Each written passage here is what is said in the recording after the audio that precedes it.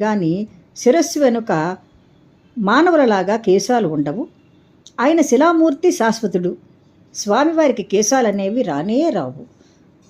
పైగా స్వామివారే సాలగ్రామ శిరారూపంగా వెలుస్తానని చెప్పారు, అలాగే వెలశారు. అటువంటి స్వామికి కేశాలు ఎలా వస్తాయి? కేశాలు రానే రావు.